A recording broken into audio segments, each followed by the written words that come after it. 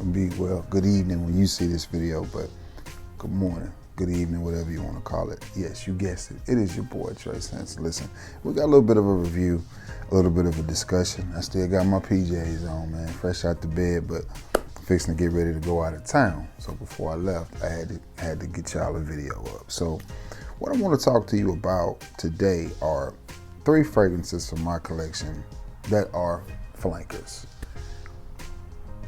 And honestly, these are really good flankers, and I'm trying to figure out in my head why we moved on from these fragrances so fast. That's one of the things I dislike about Fragcom. If we release it and put the word parfum, extrait, or intense behind it, we tend to think that it's better. Well, some cases that is the case. In some cases, it's just not. These are 3 really good fragrances that I think if you have in your collection, you need to give them a try. And they're all flankers. But before we get into that, I need something from you. Like this video, share this video, and if you haven't, please consider giving your boy a sub to his channel. We are constantly trying to get to 6,000. And the coolest feature, excuse me, on this channel is the check-in, the tap-in. I don't see no other reviewer out there doing that. So y'all continue to tap in and let your boy know where you're watching this video. And all my Alabama brothers, man, I appreciate y'all tapping in, whether it's 256, 331, 334, 205, wherever you at. I appreciate y'all tapping in and watching this video with your boy. The first one that I want to talk to you about is from the house of Paco Rabanne. Paco has a lot of fragrances and a lot of good fragrances, and they are one of the best, in my opinion, in making flankers. So this is a flanker to a very popular fragrance and a revolutionary fragrance when it first came out, because it soared and people were clamoring to get it and talking about it. And that fragrance is Paco Rabanne's Invictus.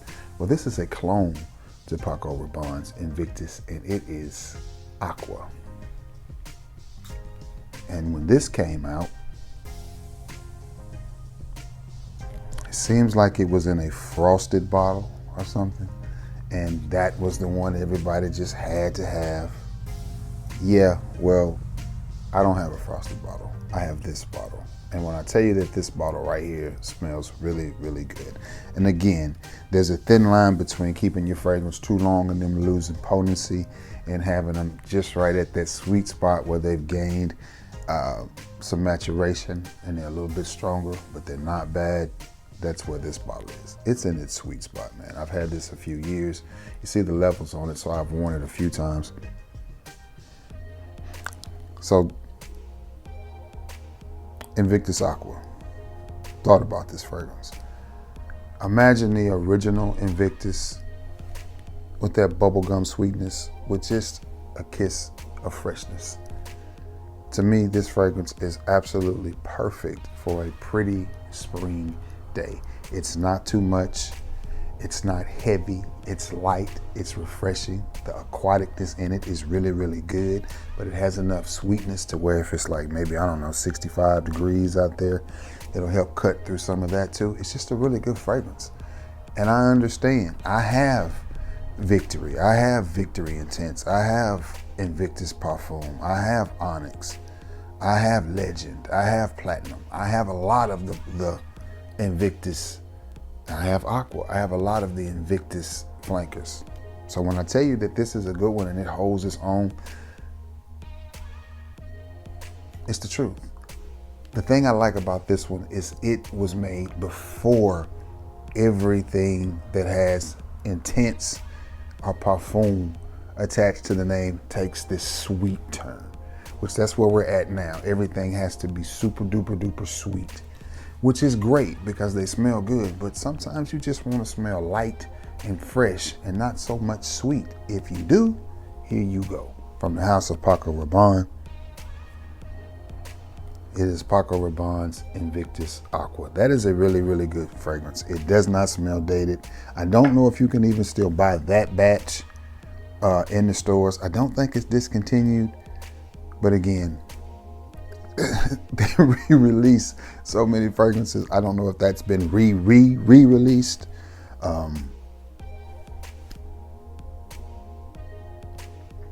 We just move on from fragrances too fast sometimes. And that is one of the things I dislike in Fragcom. Another one, when this fragrance first came out, it was compared to another really, really polarizing, iconic heavy hitter of a fragrance. The fragrance that it was compared to is Don't Bore Her, Dior Sauvage. Well, this one is from the house of Prada, and it is a flanker in the Luna Rossa line, and it is Prada Luna Rossa Carbon. Do y'all even remember this fragrance? Do y'all remember this fragrance? And it was the Sauvage killer, because it was lighter than Sauvage, a little bit more wearable than Sauvage, but still the same DNA. Or I won't say the same DNA, I'll say similar DNA. It had the same vibe as Sauvage, just not quite as in your face, not quite as loud, because with Sauvage, they went from a fragrance that was loud to a fragrance that was screaming, and I am one of those guys. I like Sauvage. I do. The only thing I don't like about Sauvage is the fact that it is super, super common. But as far as the scent profile, whether it's the EDT, the EDP, the P, or the Elixir, I like the scent profile. I just don't like the fact that they're so common. And when you start talking about fragrances with people, that is always one of the first names that is mentioned. 3 names that always come up: Baccarat Rouge 540, Dior Sauvage, and Aventus.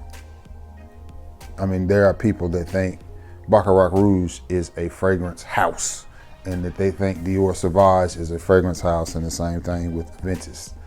You know, you talk to them about other fragrances from Creed, they're like, huh? It's almost like they don't know that Creed makes hundreds of other fragrances. But yeah, this is another one. And I think this is good for the spring, because in the spring you got, like here, it rained yesterday, sort of. Today was a weird weather day here. But when it rains, the temperature drops. So it may be 75, 80 degrees, then in comes the rain, and then the next day it may be 60. So we went from warm days, now we're going back to some cooler days.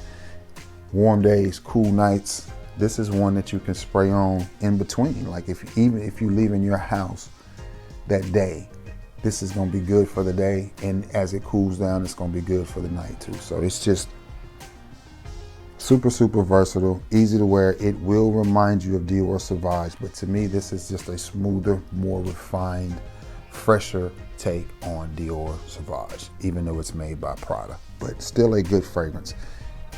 Do you still have this in your collection? Do you remember it?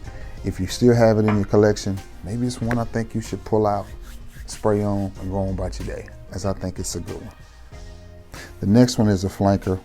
And I'll admit, when it first came out, I wasn't the biggest fan of it. I had it in a sample, and it could have been the fact that it was in a little plastic. It didn't smell as good. I didn't like it, blah, blah, blah, blah, blah. Then I got my hands on it, and I like it. And this flanker has a flanker. The house is Viktor & Rolf.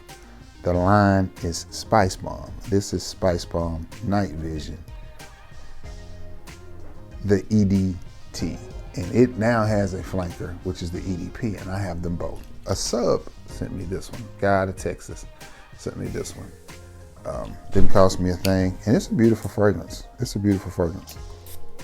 I wish it lasted a little bit longer. It did not last all that long on me, but again, we could be needing to get to that point in the bottle.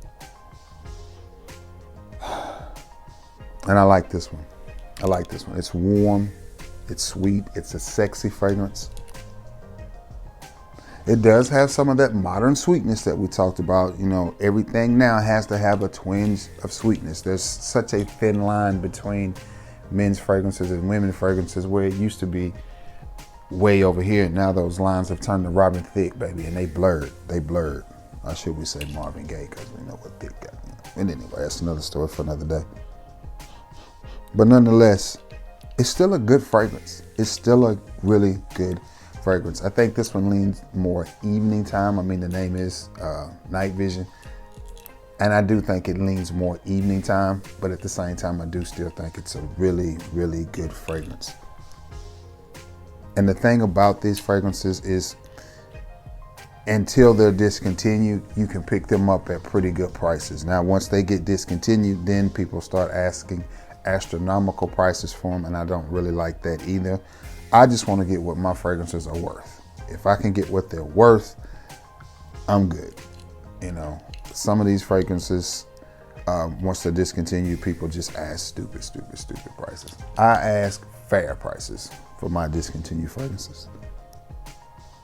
But anyway, this one has a slight green twinge to it. Does have a gourmand feel with a kick of spice. Again, doesn't that sound good for a spring evening, spring night, spring day? Just a little bit of a breeze blowing off of you. It's not overly overpowering. It's not tremendously in your face, but it is a really, really good fragrance.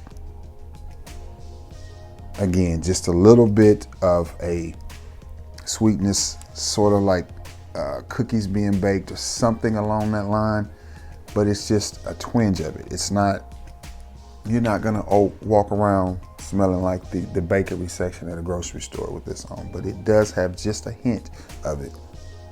And you're not gonna smell like the spice out either. It's pretty nicely blended with a little bit of spice, a little bit of sweetness, just a little bit of it all. I do wish it lasted a little bit longer, but again, that's on my skin. It may go for hours on yours, but we're not all the same. And you know, sometimes fragrances are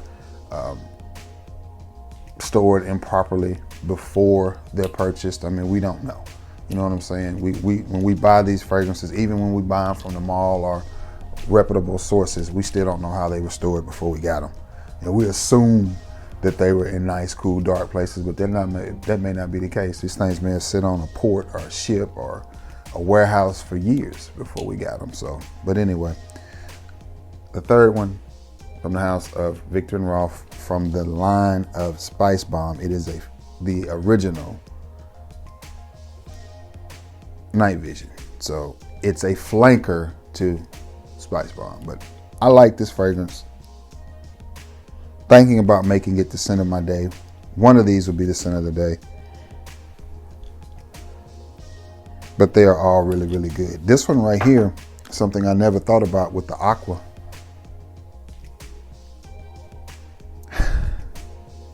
It almost leans unisex.